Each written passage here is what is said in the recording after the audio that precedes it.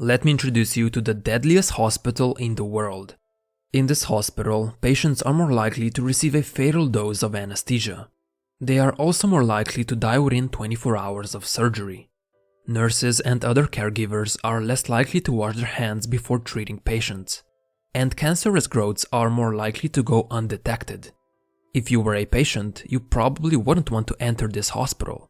In fact, you would want everyone you know to stay far away. However, the hospital that I'm talking about is actually located in your town. Everything that I've described is what happens in most medical centers around the world. To be more precise, it happens between 1 p.m. to 4 p.m. in the afternoon. And it's not just the medical profession that suffers.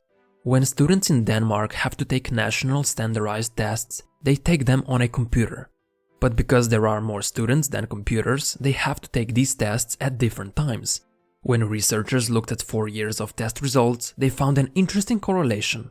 Students who took the test in the morning scored higher than those who took it in the afternoon. For every hour later in the day the students took the tests, the scores fell a little more. Timing of the test wasn't everything, of course, but it was a large component. So what exactly is going on here? Well, you might have noticed yourself that sometimes when the afternoon rolls around, you become less productive. You're not as motivated to do the work, you have a harder time focusing, and even the work that you do is of lower quality. A lot of people around the globe experience this exact phenomenon every single day. And it has a name: the afternoon slump. There's a biological reason why this happens. You see, a lot of our bodily functions are controlled by our circadian rhythm. This rhythm works kind of like an internal clock. It controls our hormones, body temperature, blood pressure, and many other functions throughout the day. If you have ever wondered how your body knows when to go to sleep and when to wake up, it's because of your circadian rhythm. When it's time to go to bed, your body releases melatonin to make you feel sleepy. When it's time to wake up, melatonin secretion stops and your body releases cortisol to get you up and moving. Now, the circadian rhythm also influences our alertness and mental ability along with energy levels. Our cognitive abilities do not remain the same over the course of the day. We are smarter and more energetic during some parts of the day, while during others we are the opposite. For example, during the night we experience a massive drop in energy and alertness, particularly between 2 a.m. to 4 a.m. But we don't usually notice this drop in mental ability since most of us are asleep. However, upon awaking, our energy and alertness steadily increase over the course of the day until they reach a peak in late morning. That's when we tend to be at our cognitive best. But that peak is then followed by an afternoon low, which we call the afternoon slump. The low occurs approximately 7 hours upon waking up, which is usually between 1 p.m. to 4 p.m. for most people.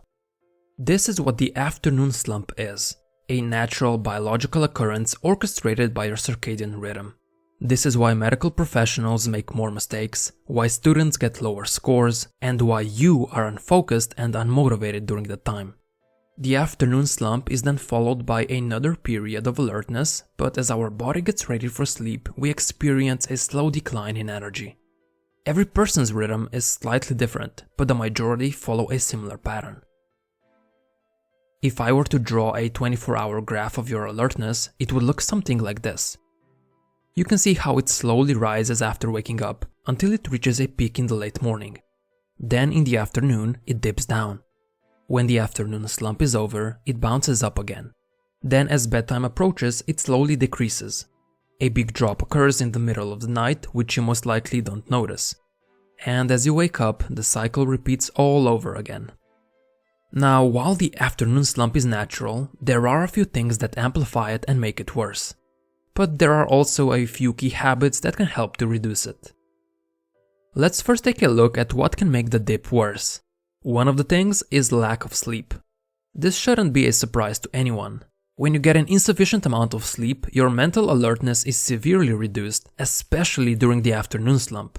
But if you're getting an optimal amount of sleep on a regular basis, the circadian dip is going to be less intense. I know that a lot of people try to get more time in their day by cutting on their sleep. They hope to get more done since they are awake longer, which is a rookie mistake. What those people don't realize is that they're functioning suboptimally throughout the day. Sure, they have more time, but they have a harder time focusing and thus it takes them longer to get their work done.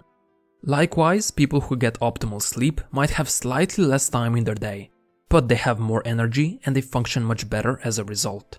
Getting more high quality sleep is necessary for optimal mental and physical performance. So get your sleep. 7 to 9 hours per night has been shown to be the healthiest for most adults. But optimally, you should be sleeping without an alarm clock and let your body wake up naturally instead of forcefully. Another thing that can amplify the afternoon slump is a big carbohydrate lunch. You know how grandma usually forces food down your throat when you visit her? Then you probably know that feeling of drowsiness that follows. You're lethargic, you can't move, and you feel like you're going to explode. Digestion can take up a lot of energy. Especially big meals give your stomach quite a workload. However, what can make it even worse are meals that are made out of simple carbs, such as sugar. When you eat simple carbohydrates, your blood glucose tends to spike up, giving you temporary energy.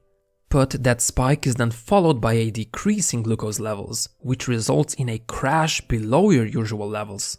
When you pair this sugar crash with an afternoon slump, an irresistible urge to sleep might overcome you. So to avoid this massive crash at lunchtime, avoid big and heavy meals made out of simple carbs. Instead, go for smaller portions with a variety of different nutrients such as protein, fat, and fiber. I mentioned before how students who took the tests in the afternoon scored lower than those who took them in the morning. And many people believe that the solution to this problem would be to move all the tests before noon. However, the researchers who studied those test results also discovered something else.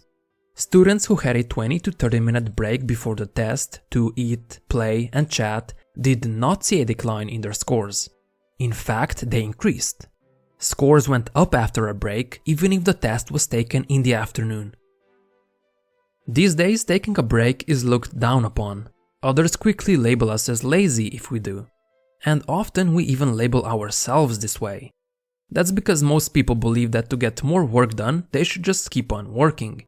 However, when we stick with a task for too long, it eventually leads to mental fatigue. We're not as focused, we do our work slower, and we make more mistakes. I'm sure you've noticed this yourself. You're trying to focus on your work, but your mind just keeps on wandering and thinking about something else. Deliberate breaks are extremely underrated since they can help us minimize and avoid all of that, especially when a break is taken during the afternoon slump. So, what does a proper break consist of? There are 4 things. First is detachment. On your break, you don't want to think about work or whatever you were doing, otherwise you might intensify your mental fatigue further. Instead, you want to psychologically detach and think about something that's not related to work and isn't cognitively demanding. Second is movement.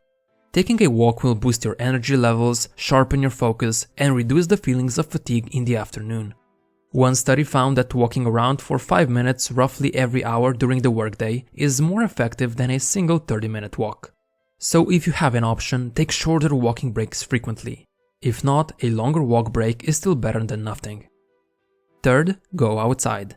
Taking a short walk outdoors will rejuvenate you more than if you take a walk inside. Not only will you get more sun exposure, you will also physically detach from work. Fourth is company. Spending time with others, particularly with people you like, is a great way to recharge. However, if your job requires you to deal with other people, it might be better to spend the break alone, especially if you're more of an introvert. So, if you're looking for an ideal restorative break, consider a short walk outside with a friend during which you discuss something other than work. Yet another way to recharge during the afternoon slump is to take a power nap. Napping can lead to considerable benefits in terms of alertness and cognitive performance.